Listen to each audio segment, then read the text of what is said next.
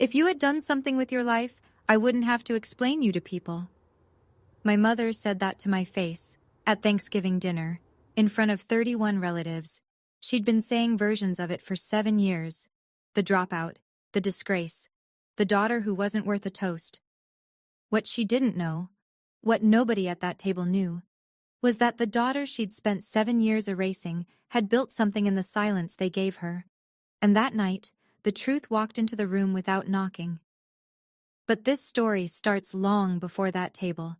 It starts with a phone call at 2 a.m., and a choice that cost me everything. Before I go on, like and subscribe, but only if this story speaks to you. Now let me take you back to March 2017, the night my life split in two. I was a junior at UConn. Computer science, GPA, 3.7. Not the brightest in my class, but I showed up every day. I studied until my eyes burned. I wanted that degree more than most people understood. My phone rang at 2:04 a.m. on a Tuesday in March. It wasn't Mom. It wasn't Dad. It was Mrs. Tierney, my grandmother's next-door neighbor in Bridgeport. "Ivy, honey, it's Ruth." She collapsed in the kitchen. The ambulance just left. I sat up in bed. My roommate stirred. I was already pulling on shoes. I called my mother first. It rang 5 times. "What, Ivy? It's 2 in the morning. Grandma had a stroke, Mom. She's at St. Vincent's." Silence. Then a sigh.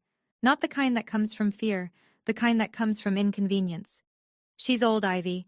That's what happens. I have a deposition to prep in the morning. Call your sister." She hung up. No questions. No, "Is she okay?" Just a click and gone. I called Meredith. She picked up faster. "Ivy, I can't. I have bar prep. You know Mom will lose it if I fall behind." "Mare, it's Grandma." "I know, but what am I supposed to do from here?" I drove 4 hours in the dark, alone. No coffee, no playlist, no company. Just the highway and the sound of my own breathing. When I got to St. Vincent's, Grandma Ruth was in the ICU, tubes in her arms, a mask over her face. The left side of her body? Still. The woman who taught me to ride a bike, who braided my hair every Sunday from age 8 to 14 while my parents sorted out their separation. She looked like a stranger in that bed. She opened her eyes, reached for my hand, squeezed once. She said something through the oxygen mask. One sentence. Quiet, just for me. I'll tell you what she said later. It matters. But right then, standing in that fluorescent room, I understood something with perfect clarity. No one else was coming. Grandma Ruth needed 6 to 12 months of full-time rehabilitation, physical therapy 3 times a week, someone to help her eat, bathe, move from the bed to the chair. The hospital social worker handed me a pamphlet for home care aides. I looked at the rates and almost laughed. $42 an hour. Ruth's Social Security check barely covered rent and medication. I went to my academic advisor the following Monday. Professor Donnelly, a good man, wire-rimmed glasses, coffee stain on his sleeve every single day. "Take a leave of absence," he said. "You've earned it. Come back when you can." He signed the paperwork. I signed the paperwork. I packed my dorm room into 4 boxes and drove back to Bridgeport. Then I called my mother. "I'm taking a leave. I need to be with Grandma full-time." The line went quiet. Not shocked quiet. Calculating quiet. "Don't tell anyone in the family," she said. "What?" "I don't want them thinking we can't handle our own problems. You know how they talk." "But it's the truth, Mom." Her voice dropped, flat, final. "The truth is, you're quitting. That's all they need to know." I stood in Grandma Ruth's kitchen, phone pressed to my ear, watching Ruth through the doorway. She was asleep in the hospital bed we'd rented for the living room, her left hand curled against the blanket like a fallen leaf. I wanted to fight. I wanted to say, "I'm not quitting, I'm choosing. There's a difference and you know it." But Ruth had just come home. She needed calm. She needed me present, not on the phone screaming at a woman who had already decided what the story would be. So I said nothing. And my mother began writing the first draft of a lie she would tell for the next 7 years. The 4th of July barbecue was at Aunt Linda's house in Glastonbury. 20-some people, burgers, citronella candles, kids running through the sprinkler. I almost didn't go. But Grandma Ruth asked me to push her wheelchair out onto the patio, and I couldn't say no to a woman who'd spent 3 months relearning how to hold a fork. We arrived 40 minutes late. I'd been doing Ruth's afternoon stretches, the ones the physical therapist showed me, the ones that made Ruth grip the armrest and whisper curses she thought I couldn't hear. When I pushed her through the back gate, I felt it immediately. The air shifted. People looked at me too long, then looked away too fast. Aunt Linda came over first. She put her hand on my arm. "Honey, are you okay? Your mom told us." I glanced across the yard. My mother stood by the drink table, dabbing her eyes with a napkin, surrounded by 3 of my aunts. She looked up, caught my gaze, looked back down at her plate. "That's not exactly what happened," I said. "Grandma needed—" "Ivy, please." My mother's voice carried across the patio, soft, trembling. "Not here. Not today." Every head turned, not toward her, toward me, like I was the one causing a scene, like I was the one making a grieving mother cry at a family barbecue. I closed my mouth. Grandma Ruth reached up from her wheelchair and squeezed my wrist. She didn't say a word. She didn't need to. I spent the rest of the afternoon in the corner of the yard with a paper plate I never touched, watching my mother receive hugs from people who thought she was brave. On the drive home, my phone buzzed. A text from Meredith. "Mom's really upset. Why do you always have to make everything about yourself?" I pulled over, read it twice. Then I put the phone in the glove compartment and drove my grandmother home in silence. 6 months later, Ruth was stronger. Still in the wheelchair, but she could transfer to the couch by herself, make her own tea, argue with the television. She was coming back, and I was building something too. Quietly, at 2 in the morning, after Ruth fell asleep.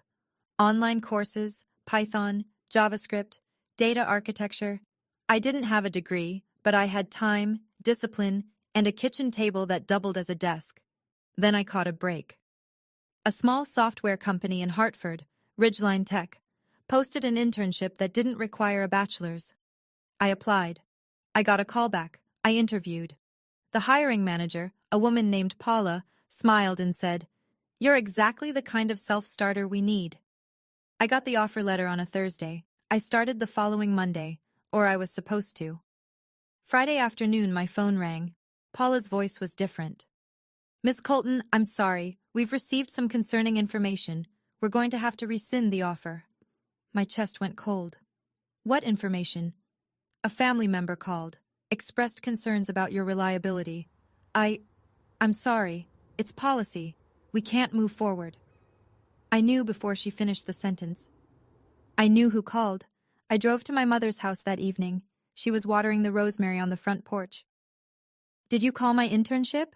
She didn't flinch. "I don't know what you're talking about." "Someone from my family called HR and told them I wasn't reliable." She set down the watering can, looked at me the way you'd look at a child who keeps asking for candy after you've said no. "Maybe they just didn't want you. Did you think about that? Not everyone is going to hand you things, Ivy." She went inside. The screen door closed behind her. I stood on that porch for a long time. Back at Ruth's house that night, I sat at the kitchen table and stared at nothing. Ruth wheeled in from the living room. She watched me for a while, longer than usual. I thought she was just tired. I didn't know it then. But someone in that house had already started collecting the truth. I just wouldn't find out for years. Let me tell you what rock bottom looks like when no one is watching. I was 24. I lived in a studio apartment in Bridgeport. $650 a month, radiator that clanked all night, a window that faced a brick wall. I freelanced web projects for small businesses. A bakery in Milford, a landscaping company in Shelton, a dentist's office that needed an online booking form. $15 an hour, sometimes $20 if the client didn't haggle. Ruth's Social Security covered her rent, but not her medication. The blood thinners alone were $380 a month after the Medicare gap. I covered the difference every month. Without asking anyone? Without anyone asking me? My savings account had $1,140 in it. That number went down every month, never up. But that wasn't the worst part. The worst part was Thanksgiving. Every year I went. Because Ruth wanted to see the family. Because she loved her granddaughters, both of us, even if the room only loved one back. And every year, my mother delivered the same performance. The sad sigh when someone asked about me. The proud glow when someone mentioned Meredith. The way she'd pat my hand across the table and say, "We're just glad you're here, honey," like I was a rescue dog she was fostering out of charity. And the relatives? They weren't cruel. They were just misinformed. They believed the first story they heard because the first storyteller cried the hardest. If I stayed silent, I knew exactly what would happen. I'd go broke within 6 months. I'd lose the ability to pay for Ruth's medication. And I'd spend the rest of my life as a cautionary tale my mother told at dinner parties. The daughter who almost was. One night, I sat in front of my laptop. A side project I'd been building for months. A logistics management tool for small freight companies. I'd been testing it with a trucking company in New Haven. The owner said it saved him 11 hours a week. I looked at it, really looked at it. It was good. It was genuinely, undeniably good. And something in me shifted. I made a decision in January 2019. No announcement, no manifesto. Just a choice made at a kitchen table at 1 a.m. with the radiator clanking and a cup of cold coffee next to my laptop. I was going to build this thing, for real. I filed the LLC paperwork the next week. I chose the name Juniper Labs. Juniper was Ruth's middle name, and I registered under Parker, her maiden name. Ivy Parker, CEO of Juniper Labs. On paper, no connection to Ivy Colton, the family disappointment. I didn't do this to hide. I did it to survive. The last time I'd been visible, the internship, someone made one phone call and took it away. I wasn't going to give anyone that chance again, not my mother, not anyone. Ruth knew, she was the only one. I told her over breakfast one morning, scrambled eggs, wheat toast, her blood pressure pill next to the orange juice. "I'm starting a company, Grandma, a real one." She looked at me over her glasses. "About time. I can't tell anyone. Not Mom, not Meredith, not even Uncle Rob." "Good. It might not work." She set down her fork. "And it might. So stop talking and go build it." 2 weeks later, she called me into her bedroom. She handed me a check. $3,200. I stared at it. "Grandma, this is everything you have." "I know what it is. I can't take this." She took my hand. Her grip was weaker on the left side, but it was still firm enough to mean business. "I didn't raise you to be small, Ivy. Take the money, buy whatever computers need buying, and don't you dare pay me back." I bought a server. I built the first production version of Juniper's platform in Ruth's spare bedroom, sitting on a folding chair, working 16 hours a day. No one clapped, no one noticed. That was the point. Let me move fast here, because 3 years of building looks a lot less glamorous than people think. Year 1. I had 3 clients, all small freight companies in Connecticut and Western Massachusetts. I drove to each one personally, installed the software on their office computers, trained their dispatchers. Revenue, $48,000. Enough to keep the lights on, keep Ruth's prescriptions filled, and reinvest every leftover dollar back into the platform. Year 2, word spread, not through marketing, but through truck drivers talking to truck drivers at rest stops and loading docks. 17 clients. I hired my first employee, a developer named Marcus, who worked remotely from Philadelphia. Revenue, $310,000. I moved out of the studio and into a 1-bedroom. Ruth got a new wheelchair, the kind with actual cushioning. Year 3. 82 clients across 14 states, 6 employees, all remote. Revenue, $2.1 million. A venture capital fund in Boston called and asked if I was raising a round. I said not yet. They said they'd wait. And through all 3 of those years, I kept going to Thanksgiving, because Ruth asked me to, because she loved those gatherings even when they didn't love me back. And every single time, the ritual played out the same way. "Still no degree?" my mother would say to whoever was listening. "Meredith just made junior partner. We're so proud." At Thanksgiving year 3, Aunt Linda's daughter-in-law asked me directly, "So what do you do exactly, Ivy?"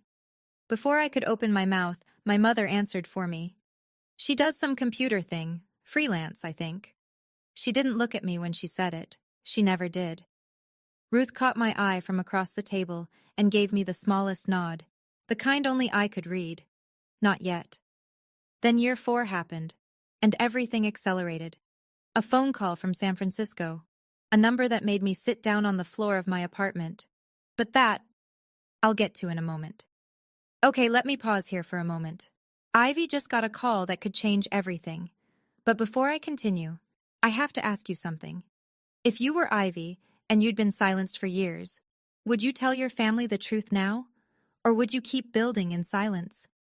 Drop your answer in the comments. A for tell, B for stay silent. Now, let's keep going. Thanksgiving, year 5, the year Meredith brought Craig home. Craig Whitfield. Tall, polite, firm handshake. His family owned a commercial real estate firm in Fairfield County. His grandmother, Mrs. Henderson, came too. Silver hair, pearl earrings, the kind of posture that said she'd never slouched a day in her life. 30 people at the table. Diane had outdone herself. New tablecloth, actual cloth napkins, a centerpiece she'd probably pinned on Pinterest 3 months in advance. Craig sat beside Meredith. I sat across from them, next to Ruth. It happened during the salad course. So, Ivy, Craig said, smiling, where'd you go to school? A simple question, polite, the kind of question people ask when they're trying to include you. I opened my mouth. My mother was faster. Ivy didn't finish college, Craig. The table shifted. Forks paused. Craig blinked. Oh, that's fine. Lots of people.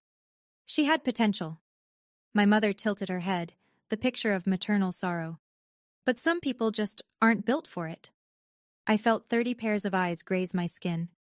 I left for a reason, Mom. Honey, we've been over this. Meredith pressed her lips together. Can we not do this at dinner? My mother turned to Craig, voice low enough to seem intimate, loud enough for the entire end of the table to hear. I just worry about her, you know. A mother never stops worrying. My father picked up his wine glass, drank, set it down, said nothing. Ruth looked at me from the other end of the table. Her eyes said 2 words. Not yet. After dinner, I was standing on the back porch when the screen door opened. Craig. He leaned against the railing, hands in his pockets. For what it's worth, he said, your mom seems complicated. I looked at him. You okay? He asked. It was the first time anyone in Meredith's orbit had asked me that. The first time someone new hadn't simply accepted my mother's version as gospel. I will be, I said. He nodded, went back inside. I stood in the cold for another 10 minutes, watching my breath disappear into the dark. January, a Tuesday. I was buying dish soap at the Stop and Shop on Boston Avenue when I heard my name. Ivy? Ivy Colton? I turned. Uncle Rob stood at the end of the aisle, a basket of groceries in one hand, a look on his face like he'd just seen someone back from the dead. He set the basket down and hugged me. Tight. The kind of hug that lasts 3 seconds too long because the person means it. Kiddo, I've missed you. He pulled back, both hands on my shoulders. Your mom said you didn't want to hear from any of us. I felt the floor tilt. She said what? She said you were going through something, needed space. He searched my face. Said I'd make it worse if I reached out. I stared at him. 4 years. 4 years of silence between us, and I'd assumed he just didn't care enough, that he'd heard my mother's version and written me off like everyone else. Uncle Rob, I never said that. Not once. His jaw tightened. Something shifted behind his eyes. Not surprise exactly, but confirmation. Like a suspicion he'd carried for years had just been proven right. Tell me, he said. All of it. We sat in his car in the parking lot for 40 minutes. I told him about the stroke, about leaving school, about Mom forbidding me to explain, about the barbecue, about the way she cried on cue, and the way the room always believed her. He didn't interrupt. He just listened. When I finished, he exhaled through his nose and said one sentence. She controlled the story. I nodded. He was quiet for a moment. Then, what are you doing now? For work? I hesitated, looked at my hands. I'm building something. I can't say more yet. He didn't push, didn't pry. He reached into his jacket and handed me a business card. Robert Grant, his newsletter, Financial analysis for the fintech sector. I still keep up with the tech world, he said. Old habit. When you're ready, he added. I'm here. I put the card in my wallet. A thought flickered across my mind. Brief, electric. But I didn't say it out loud. I just drove home. 2 months later, my phone rang on a Sunday morning. My mother's name on the screen. Rare. She almost never called me directly. I was someone she talked about, not someone she talked to. Sweetheart, I've been thinking. The word sweetheart landed like a counterfeit bill, too smooth, too deliberate. What if you went back to school? I could help with tuition. There it was, the trap, perfectly set, neatly wrapped. If I went back, she'd get a new narrative, the selfless mother who saved her wayward daughter. If I refused, she'd get a different one, the ungrateful child who rejected help. Either way, she won. I appreciate the offer, Mom, but I'm fine where I am. Where are you, Ivy? Doing what? You can't keep hiding. I'm not hiding. A pause. When she spoke again, the sweetness was gone. You know what people say about you, right? At every gathering. They pity you, Ivy. Is that what you want? My hand tightened on the phone. What I want is for you to stop speaking for me. I speak for you because you have nothing to say. Click. I sat in my car outside Ruth's apartment. My hands were shaking. Not from sadness. I'd burned through sadness years ago. This was something different, sharper, cleaner. Then my phone buzzed. An email notification. From Linden Equity Partners, San Francisco. Subject, Juniper Labs, formal Series A offer. I opened it, read it once, read it again. Dear Ms. Parker, we are pleased to extend a formal term sheet for a Series A investment in Juniper Labs at a pre-money valuation of $12 million. $12 million. I looked at the number. Then I looked in the rearview mirror. My eyes were dry, completely dry. I had no more tears left for that woman. I put the car in drive and went home to build. I flew to San Francisco on a Wednesday in April, a red-eye from JFK coach seat. I wore the same black blazer I'd bought at a thrift store in New Haven 4 years earlier. The Linden Equity offices were on the 32nd floor of a glass tower in Soma. The conference room had a view of the Bay Bridge. I signed the term sheet across from 3 partners who were each worth more than every house on my mother's street combined. Series A, $12 million valuation. I retained 62% ownership. Juniper Labs, the company I'd started with my grandmother's $3,200, in a spare bedroom that smelled like lavender and Bengay, was now valued at $12 million. I kept the name Ivy Parker. Every press release, every legal filing, every signature. Parker. Ruth's name. The name of the woman who believed in me when the people who were supposed to didn't. No one in the Colton family would ever connect Ivy Parker, CEO of a logistics software company, with Ivy Colton, the dropout who does some computer thing. A few weeks after closing, TechCrunch ran a small feature. Juniper Labs, the stealth logistics startup quietly eating the market. The reporter asked for a photo. I declined. The article ran with a stock image of a shipping container and a pull quote about operational efficiency. Uncle Robert's newsletter covered the logistics tech sector. He bookmarked the TechCrunch piece that week. He even mentioned it in his Friday roundup. Keep an eye on Juniper Labs. Founder Ivy Parker is doing something interesting in last-mile optimization. He wrote my name. Didn't recognize it. I read his newsletter from my apartment in Bridgeport and felt something I hadn't felt in a long time. Not victory, not vindication. Just the quiet, stubborn satisfaction of a thing well made. I didn't hide because I was ashamed. I hid because visibility had already cost me once. And I wasn't going to let anyone take this away. Ruth called me over on a Saturday afternoon in October. 2 years before the Thanksgiving that changed everything. She was 79 by then. The stroke had aged her, but her mind was a steel trap.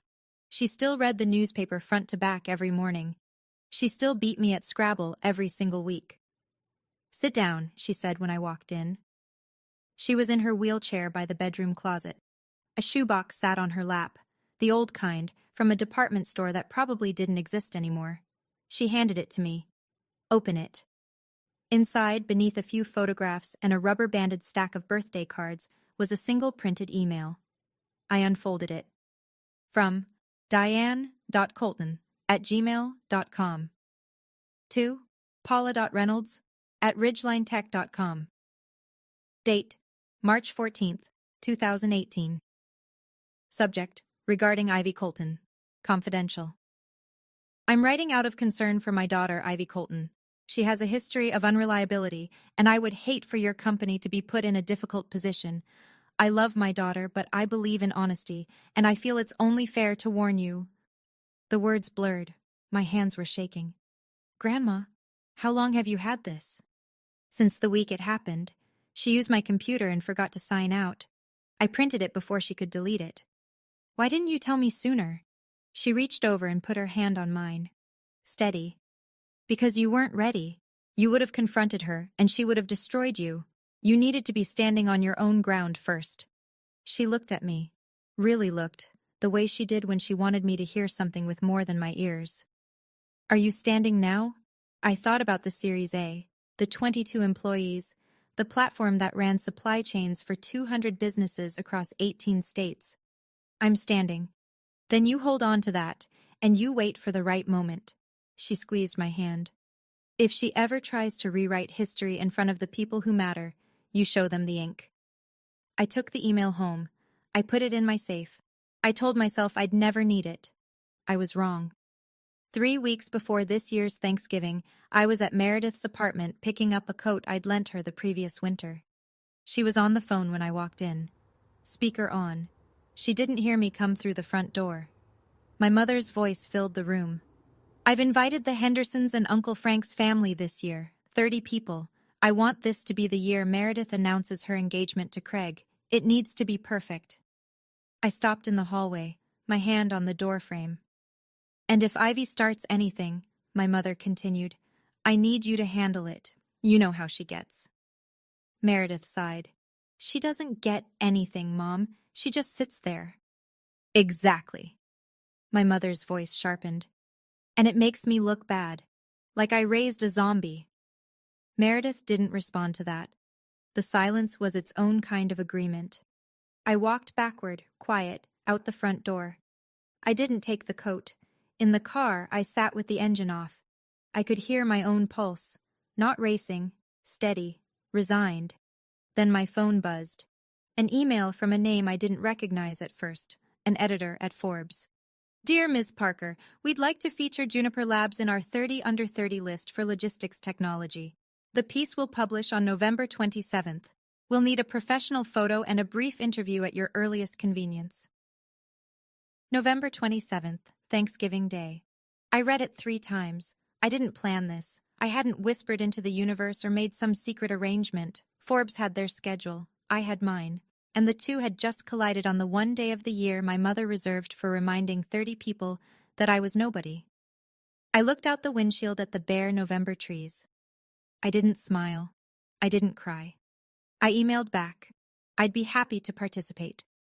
November 27th. The same table, the same people, the same mother with the same story.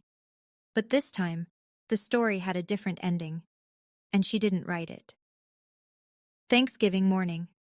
I stood in front of my bathroom mirror at 7:15. Gray sweater, jeans, boots, no jewelry except the small pearl studs Ruth gave me for my 21st birthday. I looked exactly the way I'd looked at every family gathering for 7 years. Unremarkable. On purpose. I picked up Ruth at 8. She was already dressed and waiting in her wheelchair by the front door, a tin of homemade shortbread on her lap. You look nice, she said. I look the same as always. Exactly. We drove an hour to my parents' house in Glastonbury, the Colonial on Maple Ridge Drive, white clapboard, black shutters, a porch my father painted every other spring. Cars already lined the street, at least a dozen. I helped Ruth out of the car, unfolded her wheelchair, and pushed her up the driveway. The front door was open. Warm air and the smell of roasting turkey spilled out. Inside, the house hummed. Voices, laughter, a Motown playlist my mother put on every year to prove she was fun. I wheeled Ruth through the threshold. The living room was full. Aunt Linda by the fireplace with her husband Tom, Uncle Frank and his wife near the bay window, Tommy, my cousin, helping his toddler out of a snowsuit, Mrs. Henderson, Craig's grandmother, perched on the settee with perfect posture, clutching a glass of sparkling water. And at the center of it all, my mother. Burgundy dress, pearls, hair freshly done, holding court near the kitchen archway like she was hosting the Emmys. She saw me, smiled. It didn't reach her eyes. It never did. "Oh, Ivy. You brought Mother. How nice." She turned back to Aunt Linda without missing a beat. Ivy still lives near Mother. It gives her something to do. My father appeared from the kitchen, wine glass in hand. He squeezed my shoulder. "Hey, kiddo."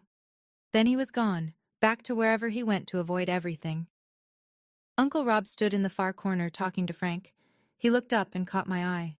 A small nod, a warm one. I pushed Ruth to her place at the table. She reached up and held my hand. "You okay, baby?" "I'm okay, Grandma." I didn't know it yet, but in less than 2 hours that room would look at me differently. All of them. At the same time. Dinner was called at 4 o'clock sharp. 31 people settled into chairs around a long table, assembled from 3 smaller ones, the seams hidden under a cream linen tablecloth my mother ironed that morning. I know because she told 4 people. My mother stood. She lifted her glass. The room quieted. "I want to thank everyone for being here. This year is special." She beamed at Meredith. "Meredith and Craig are engaged." Applause. Craig smiled modestly. Meredith held up her left hand, a princess-cut diamond that caught the chandelier light. "Meredith, you've made us so proud," my mother continued. "Junior partner at 31, and now a beautiful engagement. Everything a mother dreams of." She paused. Let it land. Then her gaze drifted down the table, slowly, deliberately, until it found me. "And Ivy." She tilted her head. That look, pity sculpted to perfection. "We're just grateful you're here. We keep hoping next year will be your year." A few sympathetic smiles. Uncle Frank looked at his plate. Tommy's wife glanced at me, then away. Mrs. Henderson, Craig's grandmother, leaned toward me from 2 seats down. "What do you do, Ivy?" Before I could draw breath, my mother answered. "Ivy is figuring things out. She left college a few years ago." She lowered her voice just enough to seem discreet, just loud enough for half the table to hear. "It's been a journey." She pressed on journey, like it was a wound she was dressing in public. Meredith added, without looking up from her plate. "She's really good with computers, though. She fixed my printer once." Laughter. Not cruel. Polite, reflexive. The kind of laughter that comes when people don't know what else to do. I set my fork down. Didn't speak. From the far end of the table, Ruth's voice cut through clean and steady. "Ivy is more than what you've been told." The laughter stopped. My mother's smile tightened. "Mother, please, let's just enjoy dinner." Ruth looked at my mother, said nothing more, but her eyes held something. A clock ticking down. A warning no one in that room understood. Except me. Under the table, I felt my phone vibrate in my pocket. I didn't reach for it. But somewhere in that room, at least 3 other phones had just buzzed too. After dinner, the table scattered into the living room. Coffee, pie, the easy noise of people settling into the second act of a long afternoon. I was standing near the bookshelf, holding a cup of tea I hadn't sipped, when I heard my mother's voice. She was on the sofa. Mrs. Henderson sat beside her. My mother leaned in, close enough to seem confidential, far enough that her voice carried to anyone within 10 feet. "Between you and me, Margaret, I sometimes wonder if Ivy dropped out because of mental health issues." My fingers tightened around the cup. "We've tried to help. She refuses." My mother pressed a hand to her chest. "I don't say this to be cruel. I say it because a mother carries that weight alone." Mrs. Henderson's expression was unreadable. Aunt Linda, standing behind the sofa, heard every word. So did Tommy. So did Craig, who was refilling his coffee at the sideboard 3 steps away. I set the tea down on the shelf. I walked over. My shoes were quiet on the carpet, but every person near that sofa tracked my movement. "Mom, I need you to stop." She looked up, startled or performing startled. "Ivy, I was just... You were telling a stranger I have mental health issues, in front of our family." I kept my voice even, level. "That's not concern. That's cruelty." Her eyes glistened on command. I just worry about you. My father's voice came from the corner, half a question. Diane, maybe. Kevin, don't. She didn't even turn. Then she looked back at me, and the mask slipped. Just a crack, just for a second. Underneath was something cold and certain. If you had done something with your life, I wouldn't have to explain you to people. 30 people. That sentence landed on all of them. Tommy looked at his wife. Aunt Linda covered her mouth. Craig set down the coffee pot and stared at the floor. From the end of the room, in her wheelchair, Ruth spoke. 2 words, clear as a bell. That's enough. And then Uncle Rob's phone buzzed, and everything changed.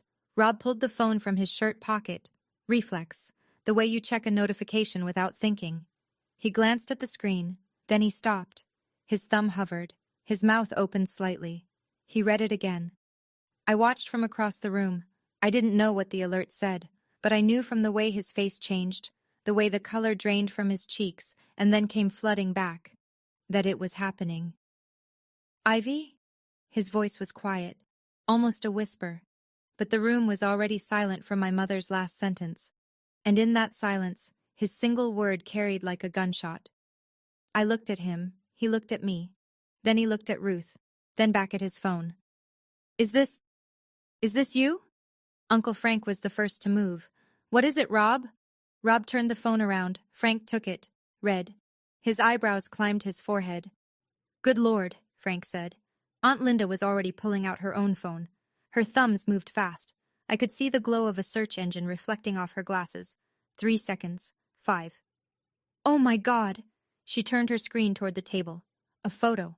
The one I'd taken 2 weeks ago in a studio in New Haven, the only professional portrait I'd ever sat for because Forbes had required it. My face, my name, a headline about an acquisition worth $47 million. One by one, heads turned. Tommy, his wife, Uncle Frank's daughter, Craig, Mrs. Henderson. They looked at the phones. Then they looked at me. My mother stood in the center of the room. She hadn't moved. She looked from face to face, trying to read the room the way she always did, trying to find the current so she could steer it. What? She said. What is everyone looking at? No one answered her. Meredith reached for Craig's phone. He handed it to her without a word. She read. Her hand dropped to her lap. She set the phone face down on the cushion beside her and stared at the carpet. My mother was the last person in the room to find out, and for the first time in 7 years, she had nothing to say. I need to stop here for just a second. The room is silent.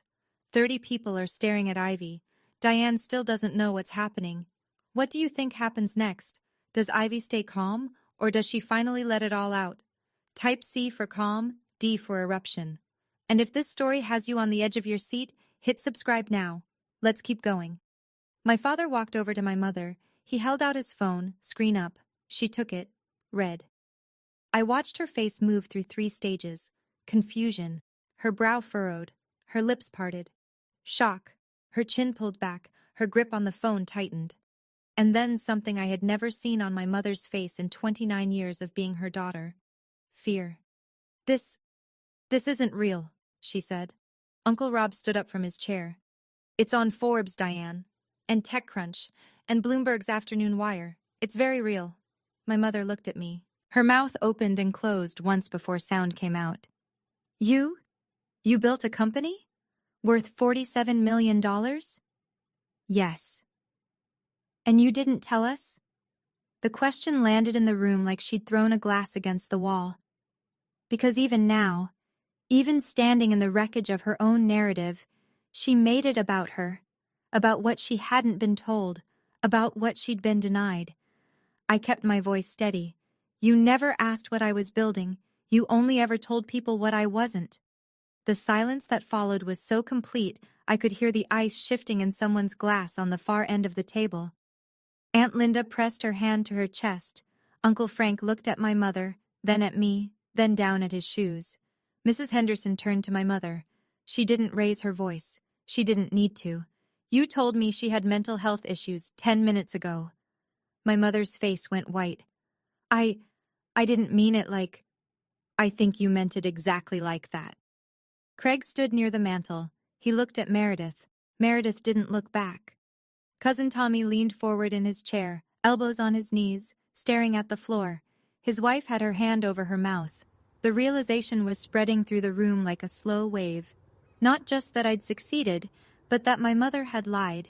Systematically. For 7 years. To every single person in this house. And they had all believed her. My mother tried to recover. She straightened her shoulders, tilted her chin, the posture she always used when the narrative needed correcting. She could have told us. She chose to shut us out. No, Diane. Ruth's voice came from the wheelchair at the end of the room.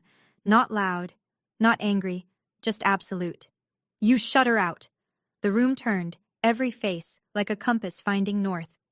Ruth sat perfectly still. Her left hand rested on the arm of the wheelchair, the hand that hadn't worked right in 7 years, since the stroke that started all of this. Ivy left school to take care of me. I had a stroke. You know that. She looked at Diane with eyes that had been waiting a long time for this moment. Everyone in this room should have known that 7 years ago. But you told them she quit because she was lazy. You told them she was a disgrace. Mother, because you were ashamed, not of her. Ruth's voice didn't waver. Of yourself. You refused to help me, your own mother. Ivy was 22 years old. She drove 4 hours in the middle of the night, alone, and when she tried to tell people the truth, you cried in front of them and made her the villain. Nobody breathed. Aunt Linda looked at my mother. Diane, is that true? Diane didn't answer. Her lips moved, but nothing came out. And then, from the corner of the room, from the man who had spent 7 years as furniture, my father spoke. It's true. I turned. He was standing by the window, wine glass gone, hands at his sides. He looked older than I'd ever seen him. All of it, he said. That was all. 2 sentences. But from a man who had not defended me in 7 years, they hit the room like a detonation. I looked at my father. My eyes burned. But I didn't cry. I'd spent too many years learning not to. He looked back at me, and for the first time, he didn't look away. My mother's hands were shaking, but she was still standing, still trying. Okay, fine. She pressed her palms together like she was centering herself, the performance of a woman being reasonable. I should have been more supportive, but I never hurt her. I never did anything to stop. You called my internship. 4 words. The room went still again. My mother froze. Not dramatic, clinical. The way a person freezes when they hear a sound in the house at 3 a.m. In 2018, I said, a software company in Hartford, Ridgeline Tech. They offered me a position. 1 week before I started, you called HR and told them I was unreliable. That's ridiculous. Her voice climbed half an octave. I opened my phone. The photo I'd taken of the printed email, the one Ruth had pulled from a shoebox 2 years ago. I'd kept it in my safe. I'd saved a copy on my phone.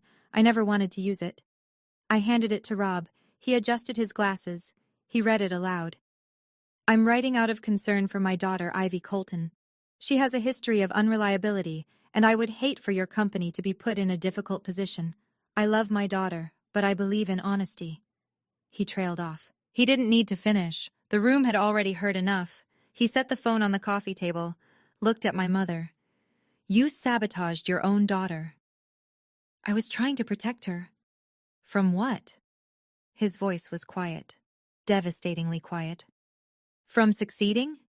Uncle Frank leaned back in his chair. Jesus, Diane. Meredith was still on the sofa. Her face was pale. Mom, did you really do that? My mother didn't answer. She looked around the room, the slow, searching look of a person who has always been able to find at least one ally and is discovering for the first time that there are none. 30 faces. Not one looked back with sympathy.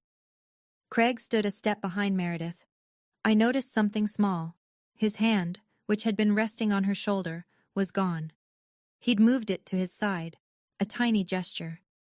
But in that room, at that moment, it said everything. My mother sat down. Not gracefully. Not the way she normally lowered herself into a chair, smoothing her dress, crossing her ankles. She just dropped. The cushion sighed under her weight, and she cried. Real tears this time. I could tell the difference. I'd been watching her manufactured grief for 7 years, and this wasn't that. This was ugly. Unpracticed. The sound of someone whose stage had collapsed beneath them. Everything I did was for this family, she said. So people wouldn't look down on us. Ruth's voice came from across the room, steady as a hymn. People aren't looking down on us because of Ivy, Diane. They're looking down on us because of you. Right now, in this room. My mother looked at my father. He was staring at the floor. He didn't move. She looked at Meredith. Meredith was looking at her own hands in her lap. Then she looked at me. I looked back. I'd imagined this moment before. In the dark, in my studio apartment, on the worst nights. I'd imagined her face when she found out. I thought I'd feel triumphant, or vindicated, or at least relieved. I didn't feel any of those things. I felt tired. I didn't plan this, Mom. My voice was calm, not cold, just finished. I didn't come here to humiliate you. The article published today because that's when Forbes scheduled it. I can't control timing. I paused. But I also won't control the truth anymore. Not for you. She didn't respond. She just sat there, small in a way I'd never seen her be. The woman who had filled every room she'd ever entered, who had managed every conversation, directed every narrative, decided who was the hero and who was the failure, looked like someone who'd forgotten her own name. I stood up. I think I'm going to step outside for a minute. I walked to Ruth, unlocked the wheels of her chair, pushed her through the living room, past 30 silent people, through the front door and onto the porch. The November air hit my face. Cold, sharp, clean. I thought that was the end. It wasn't, because the next morning my phone rang, and it was Meredith. Black Friday morning. I sat in a hotel room in Glastonbury, a Holiday Inn Express off the interstate. I hadn't stayed at my parents' house in 3 years. Ruth was with me, still asleep in the second bed, the blankets pulled up to her chin. My phone rang at 8:47. Meredith. I let it ring twice, then I answered. Her voice was different, stripped, no polish, no performance. She sounded like someone who'd been awake all night. I need to tell you something. I waited. I knew about the internship call. The hotel room was very quiet. I could hear the ice machine humming down the hall. Mom told me she handled it. She said you weren't ready for a real job, and a breath, shaky. I didn't question it. You knew for 5 years, I said. I knew, and I said nothing. Her voice cracked. Because if I questioned her, I'd become you, and I was terrified of that. I closed my eyes. So you let me be the sacrifice? Yes. The word came out raw. No excuse attached. No but. And I'm not calling to ask you to forgive me, she continued. I'm calling because you deserve to know that I know what I did, and I'm sorry. The silence between us was long. It held 7 years of Sunday dinners and unreturned texts and a printer joke that 30 people laughed at. I don't know what to do with your apology right now, Meredith, but I hear it. That's more than I deserve. A pause. Then she said something unexpected. Craig told me something last night, after we got home. What? He said, your family needs help, Meredith. Professional help. He said he won't move forward with the wedding until I address this. I thought about Craig on the back porch 2 years ago. Your mom seems complicated. The man had been paying attention all along. I think he's right, Meredith said quietly. So do I. Neither of us said goodbye. She hung up first. I sat on the edge of the bed and watched the gray morning light push through the curtain. That afternoon, I drove back to my parents' house. Not for reconciliation, not for round 2. I was picking up Ruth's overnight bag and the tin of shortbread we'd left on the kitchen counter. The house was quiet. The decorations from yesterday's dinner were still up. Candles burned to nubs. The tablecloth still creased where 31 place settings had been. It smelled like cold gravy and regret. My mother sat at the kitchen table, eyes swollen. No makeup. She was wearing a sweatshirt I hadn't seen in years, an old Yukon one, faded, the kind of thing she'd never let anyone see her in. My father sat next to her, coffee mug in front of him, untouched. Ivy, can we talk? My mother said. I stood in the doorway. I'm listening. I made mistakes.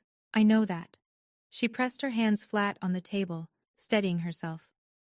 But you have to understand, I grew up with nothing. People looked down on our family. I just wanted us to look right. And I wasn't right enough. I didn't mean, Mom. I didn't raise my voice. I didn't need to. I'm not going to fight you, but I need to be clear about something. She waited. I'm not coming back to this table.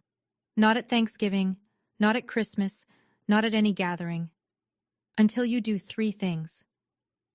What 3 things? 1. You tell every person who was at that table the real reason I left school, not your version. The truth. In your own words, in your own time, but before New Year's. She flinched. 2. You delete the family group chat and let people reach out to me directly. No more gatekeeping. Her jaw tightened. 3. You start seeing a therapist. Not for me, for you. She looked at me for a long time. And if I don't? Then this is the last real conversation we have, and that will be your choice, not mine. She didn't respond. I turned to my father. He was gripping the coffee mug now, both hands. Dad, I wrote you a letter 4 years ago. You never answered. I need to know why. He looked at the table, then at me. I didn't know what to say. That would have been enough. I picked up Ruth's bag, the shortbread tin. I walked to the front door. Ruth was waiting in the car. When I got in, she looked at my face and squeezed my hand. You did good, baby. Now drive. I drove. The highway was quiet. Black Friday traffic had cleared by late afternoon. Everyone already where they needed to be, shopping bags full, ovens cooling, just me, Ruth, and 60 miles of Connecticut pavement. Snow had started to fall, light, the kind that doesn't stick but makes the air look silver. The radio was on, some news anchor running through Black Friday retail numbers, normal things, easy things. Ruth reached over and turned the volume down. You never told them what I said to you in the hospital. I glanced at her. No, that's between us. Can I say it again? I nodded. She straightened in her seat, as much as the wheelchair-bound muscles would allow. She looked at the road ahead through the windshield, not at me, the way people do when they're saying something they want to get exactly right. I said, they will try to make you small. Don't let them, but don't become them either. I kept driving. My eyes burned. The road blurred for a second, then cleared. I spent 7 years trying to honor both halves of that sentence. Be big, but don't be cruel. Build, but don't bulldoze. Win, but don't gloat. Stand tall, but don't stand on anyone. I think I did okay. You did more than okay, baby. Ruth settled back into her seat. She pulled the blanket higher over her lap. You did it clean. I laughed. A real one. The first one in this story. Maybe the first real laugh in years. It came from somewhere deep and unexpected, like finding a window open in a room you thought was sealed. Ruth smiled. She closed her eyes. I drove us home through the silver air, and for the first time since March 2017, since a phone call at 2 a.m, since a 4-hour drive in the dark, since the first lie my mother told on my behalf, the quiet didn't feel like erasure. It felt like peace. 2 weeks after Thanksgiving, the fallout was measurable. Uncle Rob wrote a piece on his personal blog.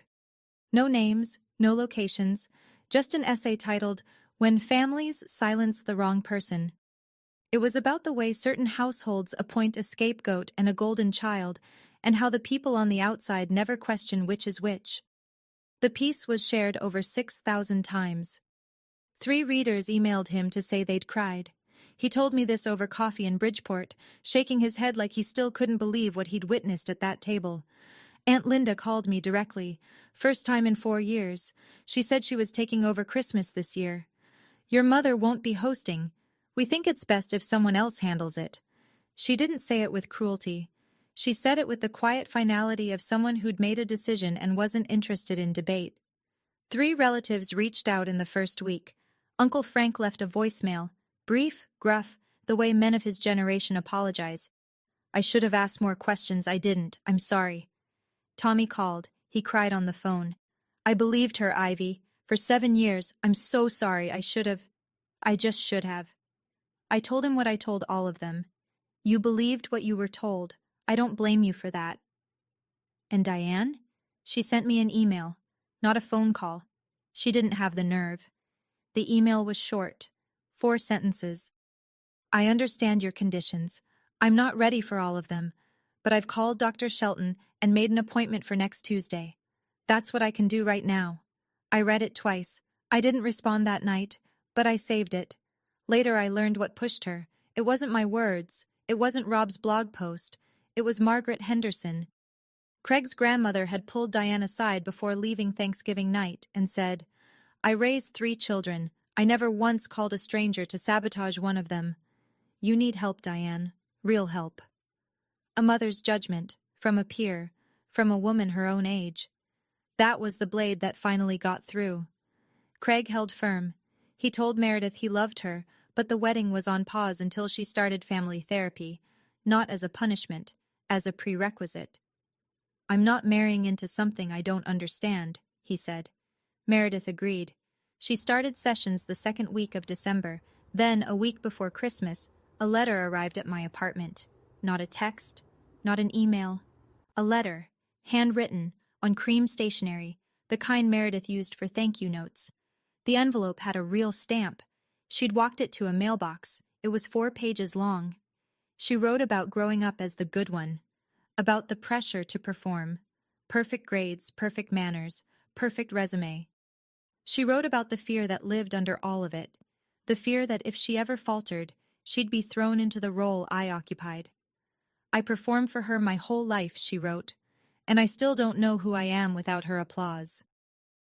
She wrote about the internship call, about the years she stayed quiet, about every Thanksgiving she watched me sit alone at the end of the table and said nothing, because saying something meant risking everything she'd built on my silence. "I used you as a shield, Ivy. I let Mom put you down so she wouldn't put me down. And I told myself it wasn't my fault because I wasn't the one saying the words." She ended with this: "I'm not asking you to forgive me. I'm asking you to know that I finally see what I did, and that I'm not okay with who I've been." There was a postscript. It said, "I didn't choose law because I loved it. I chose it because Mom said it was the only thing worth being." I read the letter 3 times. Then I sent one text back. "I read your letter. I need time, but I'm not closing the door." Her reply came in seconds. "That's enough. My sister and I are not close. Not yet. Maybe not ever the way sisters should be. But for the first time, we're honest, and honest is where healing starts." The Apex acquisition closed in January. $47 million.